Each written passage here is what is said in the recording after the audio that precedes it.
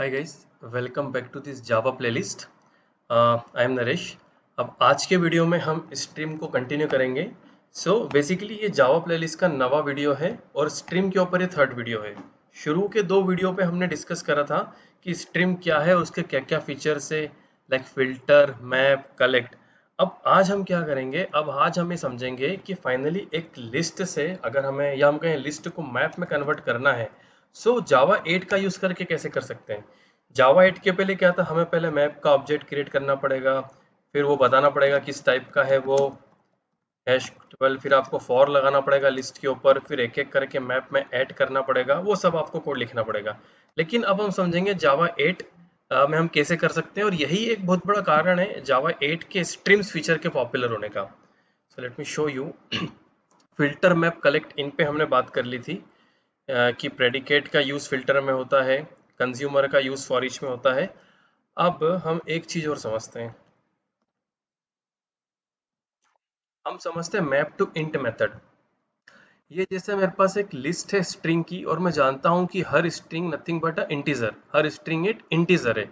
अब मुझे क्या करना है, मुझे करना है लिस्ट डॉट स्ट्रिंग, और उसको मैप करते टाइम बताना है कि मैं किस में मैप करना चाहता हूँ। तो मैं इस स्ट्रिंग को इंटीजर में मैप करना चाहता हूँ, और मैं खुद बता रहा हूँ आपको कैसे मैप करना है।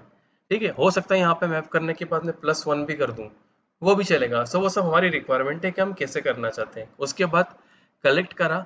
अब यहाँ पे क्या फंडा है कि इसने रिटर्न कर दिया लिस्ट।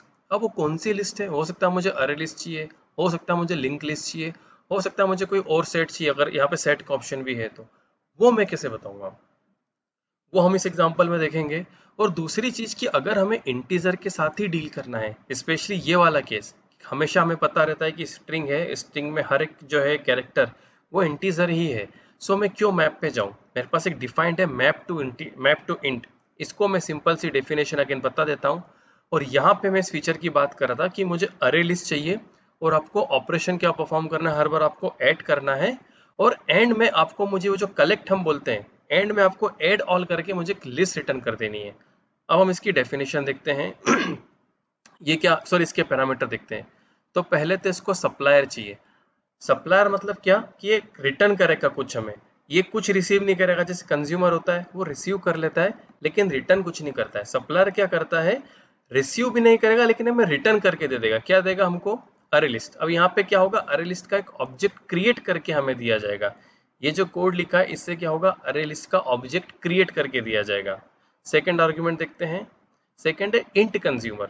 अब जब हमने कंज्यूमर देखा था तो हम क्या कर रहे थे, हम उसको कुछ प्रोवाइड कर रहे थे, और वो या तो सिस आउट कर रहा था या तो खुद ही किसी लिस्ट में भी ऐड कर सकता है। वही जो लिस्ट हम यहाँ पे प्रोवाइड कर रहे हैं उस लिस्ट में ऐड करने के लिए कौन चाहिए, हमें कंज्यूमर चाहिए। यहाँ पे कंज्यूमर का काम आएगा।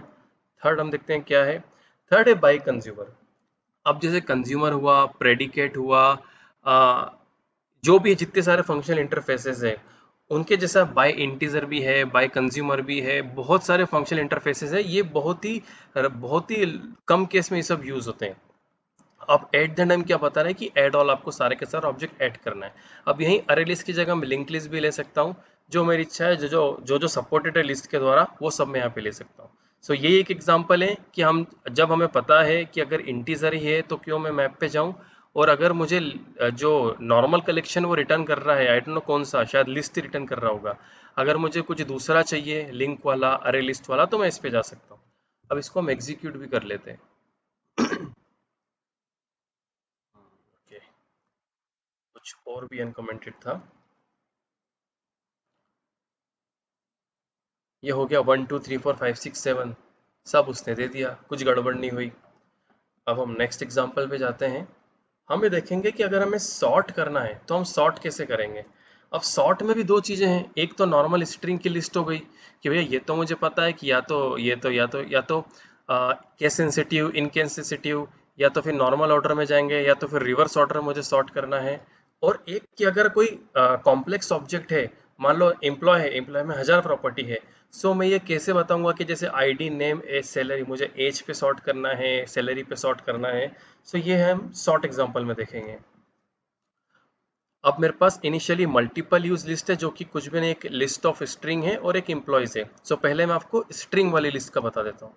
बिफोर सॉर्ट प्रिंट होगा, अब सिंपल सा तरीका है सॉर्ट करने का, लिस्ट डॉट स्ट्रीम सॉर्ट और फॉर ईच लगा दिया। फॉर ईच क्यों? क्योंकि मुझे प्रिंट करना है। सो इसको प्रिंट करके देखते हैं। आप ये देखिए बस, बिफोर आफ्टर सॉर्ट के पहले वाला।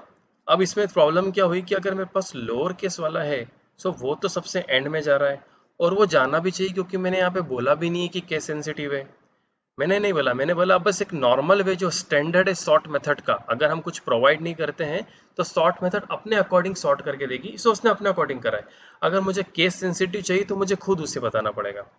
अब एक तरीका और है कि सॉर्टेड को हम ये बता सकते हैं कि आपको रिवर्स ऑर्डर में करना है क्या। आपको दिख रहा होगा आफ्टर सॉर्ट यहाँ पे लिखा हुआ है, आफ्टर सॉर्ट। उसके बाद भी सेम अजय, अमर, भावेश, और ये अजय जो है ये एंड में आया। पर यहीं अगर मैं S2 को बाद में और S1 को पहले कर दूं, तो मैं क्या बता रहा हूँ कि मुझे रिवर्स ऑर्डर में सॉर्ट करना है। अगेन आप ध्यान देना, बिफोर केस इग्नोर के पहले और आफ्टर सॉर्ट के बाद में, आफ्टर सॉर्ट के बाद में और बिफोर केस इग्नोर के पहले कैसा हो रहा है, ये नॉर्मल ऑर्डर में सॉर्ट हो रहा है। अब इसको रिवर्स ऑर्डर करा देता हूँ। अब आप देख रहे हो ये रिवर्स ऑर्डर में आ गया, लेकिन रिवर्स ऑर्डर में भी उसने क्या करा, जैसे यहाँ नॉर्मल ऑर्डर में अजय सबसे एंड में आ रहा था लोअर केस ए वाला, सो उसने अजय जो लोअर केस वाला है उसको सबसे पहले डाल दिया, और फिर जो अजय का ए अपर केस है उसको सबसे एंड में डाल दिया उसने। सो रिवर्स सॉर्टिंग भी करता है ना, तो प्रायोरिटी केस सेंसिटिव को ही देता है, केस इनसेंसिटिव को नहीं। इनसेंसिटिव मतलब ये ए और ये ए दोनों एक है, केस सेंसिटिव मतलब ये दोनों अलग अलग है, लोअर और अपर केस। अब हमें देखेंगे कि अगर मुझे फाइनली केस इग्नोर करके सॉर्टिंग करना है तो कैसे होगी। सो पहले इन सब चीज़ों को कमेंट कर देता हूँ जिनको अब तक हमने समझ लिया। मैं क्या कर रहा हूँ, ये लिस्ट है, स्ट्रिंग, सॉर्टेड, और ये जो मैंने कंपेयर टू करा था, कंपेयर टू की जगह मैं कंपेयर टू इग्नोर केस बोल दूंगा, सॉर्ट कर देगा वो। लेट्स सी, ये हो गया। कैपिटल ए का आ जाए, लोअर केस ए का आ जाए। अब ये ऐसा क्यों, ये लोअर केस पहले दरबाया बाद में, ये सॉर्टिंग करी इसने अल्फाबेटिकली, जे पहले आता एम बाद में था, इसलिए इसने इसको ऊपर रखा। फिर अमर, भावेश, पवन, राकेश, रमेश। ये हो गया इसका एग्जाम्पल। इसको बंद करते हैं। अब अगर हम एक नॉर्मल कॉम्प्लेक्स ऑब्जेक्ट है जैसे एम्प्लॉय का, उसको सॉर्ट करना तो कैसे करेंगे। सो ऐसा है कि कलेक्शंस, अभी कलेक्शंस क्या है वो भी देखते हैं। कलेक्शंस एक क्लास है जिसमें एक मेथड है सॉर्ट। कलेक्शन से क्लास है जिसमें एक मेथड है सॉर्ट। उसको हमें दो चीज़ देना पड़ती, एक तो हमारी लिस्ट और दूसरा हमारा कॉम्पेरेटर। आप लोगों ने ऑलरेडी कॉम्पेरेटर पढ़ा होगा कि हम एक कॉम्प्लेक्स केस के टाइम कॉम्पेरेटर डिफाइन करते हैं और हमारे सॉर्ट को देते हैं कॉम्पेरेटर, फिर वो सॉर्ट के कॉम्पेरेटर के अकॉर्डिंग सॉर्ट करता है। तो यहाँ पे हमको क्लास क्रिएट करने की जगह हम सीधे कॉम्पेरेटर क्रिएट करा। और इसका सबसे बढ़िया फायदा क्या है कि ऐसा नहीं है कि अब यहाँ पे मैंने केवल किसके नेम के एक ने सॉरी एक स्ट्रिंग के बेस पे ही करा था। जैसे यहाँ पे 4 है, तो हो सकता है पहले मुझे सैलरी के बेस पे करना हो, फिर मुझे नेम के बेस पे करना हो। अगर आप लोगों ने एसक्यूएल पढ़ रखा है तो याद हो तो order by name comma salary, क्या होगा उसमें, पहले नेम के बेस पे सॉर्ट होगा, उसके बाद सैलरी के बेस पे सॉर्ट होगा। वही चीज अगर हमें यहाँ फॉलो करनी है तो कंपेरेटर डॉट कंपेयरिंग एम्प्लॉय की सैलरी, ये मेथड रेफरेंस हम ऑलरेडी पढ़ चुके हैं। अगर आपने नहीं देखा है सो प्लेलिस्ट में मैंने एक वीडियो ऐड कर रखा मेथड रेफरेंस के ऊपर। कंपेरेटर डॉट कंपेयरिंग पहले किसके बेस पे करना है, सैलरी के बेस में। सैलरी से कंपेयर हो जाए उसके बाद मुझे देन कंपेयरिंग, एक बार इसका कंपैरिजन हो जाए सैलरी के बेस पे, फिर मुझे कंपेयर करना है नेम के बेस पे। और ये होने के बाद मुझे इसको यहाँ प्रोवाइड करना पड़ेगा, तभी जाके सॉर्टिंग होगी। ऐसा नहीं है कि मैंने बस डिक्लेयर कर दिया वेरिएबल सॉर्ट हो जाएगा, नहीं। क्योंकि अगर आपको दिख रहा हो यहाँ पे मैंने लिस्ट वेरिएबल की तो बात ही नहीं करी है, एम्प्लॉयज लिस्ट वेरिएबल की, जिसमें हमारा सारा रिकॉर्ड है। सो अब इसको एग्जीक्यूट करते हैं। क्या आ रहा है, राम 29 सैलरी। अब हम देखते हैं यहाँ पे सैलरी 10,000 10,000 15, तो क्या हो रहा है, सैलरी इंक्रीमेंटल ऑर्डर में आ रही है। 10,000 वाले, 15,000, 20,000, 30,000, 35,000। अब आपको दिख रहा है राम, रमेश, अमन, सुरेश। अब यहाँ पे देखो आप, इन दो रमेश में दोनों के नाम सेम है, लेकिन ये पहले क्यों आया, इसकी वजह से। इसकी सैलरी कम है इसलिए पहले आया, इसकी सैलरी ज़्यादा है इसलिए पहले आया। अब क्या होता अगर मैं देन नेम नहीं करता, तो ये राम कहीं नीचे जाके दिखता मुझे, कहीं ऊपर जाके दिखता। अगर ये, या तक हम काम करते हैं, अगर आपको डाउट हो कि 30 के बाद सीधे 35 ही है, कोई और बीच में नहीं है, सो हम क्या करते हैं, जहाँ पे मैं लिस्ट पॉपुलेट कर रहा हूँ वहां पे मैं इसको एक और दे देता हूँ, रमेश 35, एक ऑब्जेक्ट और क्रिएट कर देता हूँ मैं।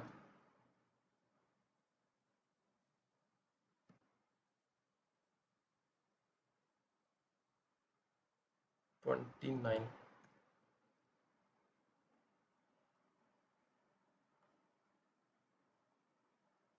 ओके, ऐड नहीं करा मैंने लिस्ट में।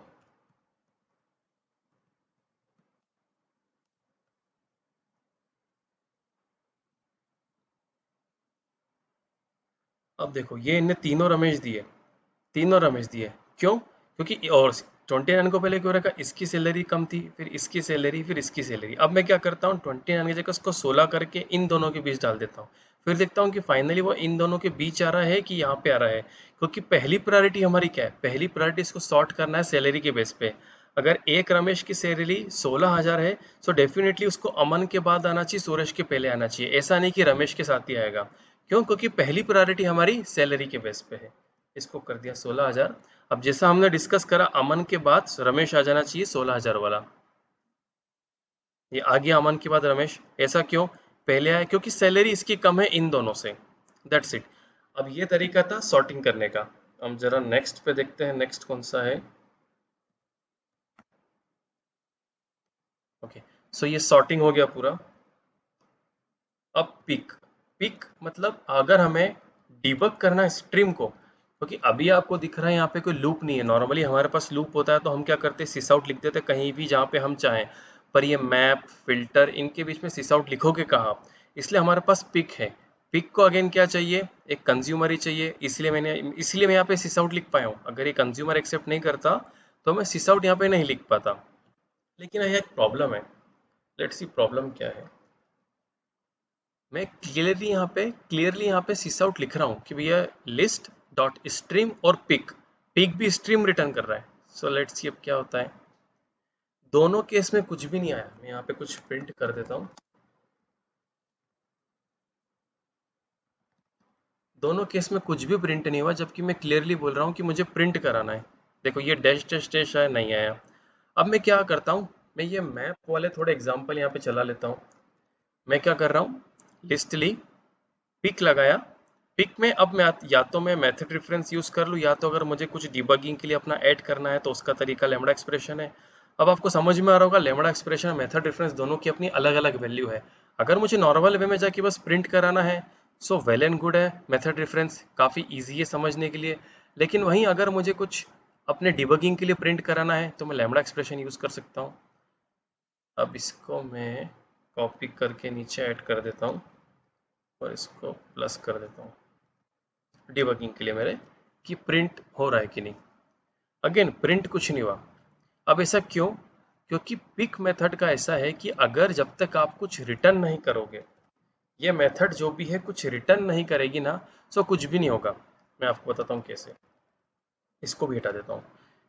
List dot stream, again same peek जो यहाँ पे लिखा हुआ है, same filter, same map, same peek. At the end में क्या बोल रहा हूँ, काउंट ले रहा हूँ। Let's see. जस्ट बिकॉज मैंने देख रहा हूँ इन दोनों के बीच कुछ भी नहीं है, जस्ट बिकॉज मैंने यहाँ पे काउंट लिख दिया, सो इसने क्या करा, प्रिंट करना शुरू कर दिया। अब ये str क्या है, 2 बार मैंने पिक लिखा है। ध्यान देना इसका कुछ भी प्रिंट नहीं हुआ है, जो भी प्रिंट हुआ केवल इसी की वजह से हुआ है। सो एक str के साथ और एक अलग से। अब ऐसा क्यों, ये लोअर केस में है, ये जो इसका केस था उसी में है। और मैंने क्या करा, इसको मैप कर दिया अपर केस में प्रिंट करने के पहले। यही कारण है पिक का, कि हर हर ऑपरेशन में क्या हो रहा है। यहाँ पे क्या नॉर्मल वे में था तो नॉर्मल वे में आ गया, यहाँ तक पहुँचते पहुँचते इसी रिकॉर्ड में यहाँ तक पहुँचते पहुँचते उसका क्या हो गया था, लोअर केस से अपर केस हो गया था, तो यहाँ पे वो दिख गया। अब एट द एंड हमें कोई ऑपरेशन परफॉर्म करना पड़ेगा अगर हमें देखना हो तो। अब देख रहे हो काउंट का मैं कुछ कर नहीं रहा हूँ, यहाँ पे काउंट कर दिया, काउंट को कहीं भी स्टोर करके सॉरी प्रिंट नहीं करा रहा हूँ, फिर भी ये पिक अपना काम कर रहा है। अब जरूरी नहीं है कि मुझे हर बार काउंट करूँ, मैं कलेक्ट के साथ भी जा सकता हूँ।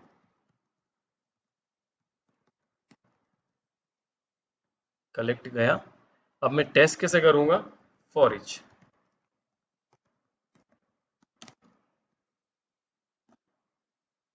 अभी थोड़ा रिपीट प्रिंट होगा। ये देख रहे हो आप, ये पहले इतना प्रिंट हुआ, एस टी आर, और फिर ये एंड में ये एस टी आर अजय तक हो गया। फिर ये एंड में ये इसकी वजह से सारा प्रिंट हो गया। अब अगर मैं इसको नी भी लिखूंगा ना, तो भी वो जो पुराना है वो सब प्रिंट होगा। क्यों? क्योंकि मैं कुछ रिटर्न कर रहा हूँ। एट द एंड कुछ ऑपरेशन परफॉर्म होके, कुछ कंज्यूम होके, कुछ रिटर्न हो रहा है, तभी पिक काम करेगा। सो कभी हम कंफ्यूज हो जाए कि मैं तो पिक लिख लिख के थक गया, लिख लिख के थक गया, रिटर्न प्रिंट नहीं कर रहा है, तो यही उसका कारण है कि इसको कुछ ऑपरेशन ऐसा होना चाहिए जो रिटर्न करे। अब वो कलेक्ट हो, काउंट हो, जो आपकी इच्छा। अब ये हो गया पिक।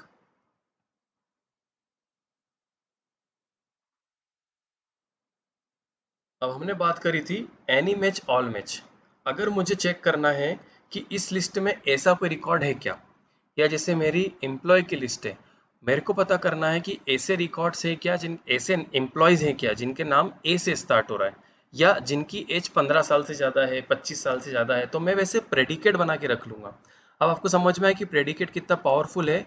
जहाँ भी हमें फिल्टर जैसा कुछ करना है, इफ कंडीशन जैसा लगाना है, कुछ चेक करना है, वहाँ पे हम अपना फिल्टर प्रेडिकेट बना के रख दें। अब इसका फायदा क्या कि आपने एक ही जगह सारे के सारे प्रेडिकेट डिक्लेयर करके रख दिए और उनको 1000 जगह यूज कर दिया। अब अगर हम डायरेक्ट यहीं पे लिखते हैं हमारी कंडीशन, और हम 50 जगह लिख रहे हैं, और अगर एक भी चेंज आ गया, हमें वो 50 जगह लिखना पड़ेगा। तो यही बेनिफिट है कि आप प्रेडिकेट बना के रखो, और जहां आप चाहते हो वहां पे आप उसको यूज कर लो। अब इसको एक एक करके समझते हैं। प्रेडिकेट बनाया ऐसा कि भैया इसके पास जो ऑब्जेक्ट आएगा, ऑब्जेक्ट मतलब इसके पास जो नाम आएगा, वो अगर स्टार्ट्स विद अपर केस ए, अगर वो अपर केस से स्टार्ट हो रहा है तो ये ट्रू रिटर्न करेगा, नहीं तो नहीं। ये क्या है कि इसके पास जो एच की वैल्यू आई, अगर वो 15 से ज़्यादा है तो रिटर्न करेगा ट्रू। जैसे एक का था सेम बेसिस जेट का। अब हम इसको टेस्ट करते वन बाय वन। उसके पहले इन सबको मैं कमेंट कर देता हूँ, एक एक करके हम आउटपुट देखेंगे।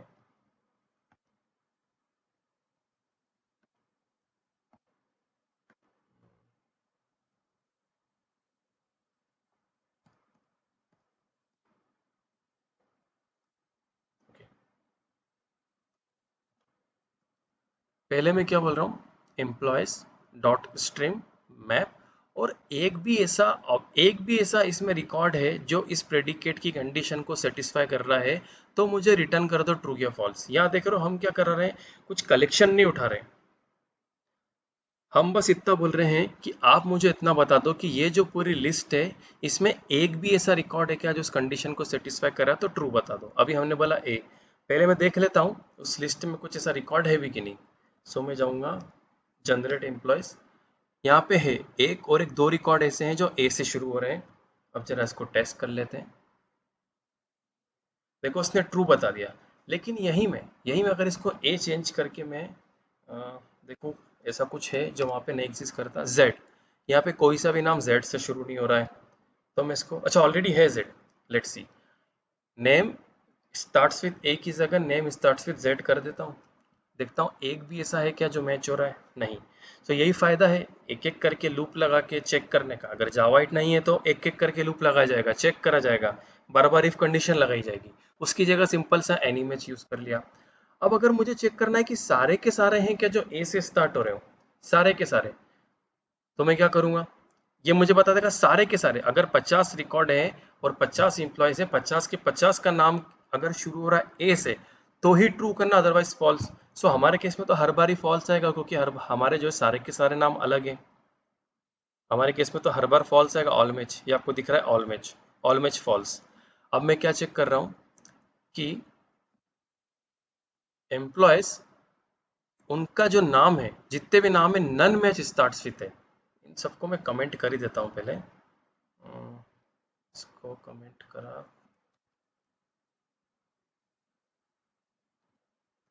क्या बोल रहे हैं कि एम्प्लॉयज में चेक करो कि एक भी ऐसा है क्या जो ए से स्टार्ट नहीं होता है, एक भी ऐसा है क्या। So let's see none match क्या बोल रहा है। इसको नन मैच होना चाहिए, आई डोंट नो व्हाई मैंने इसको ऑल मैच करा।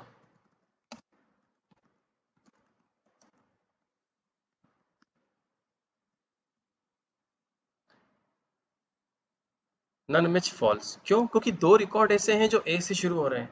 करेक्ट, दो रिकॉर्ड है जो ए से शुरू हो रहे हैं, पर ए की जगह जेड कर दूं। सो एक भी ऐसा है क्या जो जेड से शुरू हो रहा है, नन मैच। एक भी ऐसा है जो मैच नहीं हो रहा है, करेक्ट, नहीं हो रहा है। कोई भी ऐसा रिकॉर्ड नहीं है जिसका, कोई भी ऐसा एम्प्लॉय नहीं जिसका नाम जेड से शुरू हो रहा हो। सो ये बेनिफिट है नन मैच का।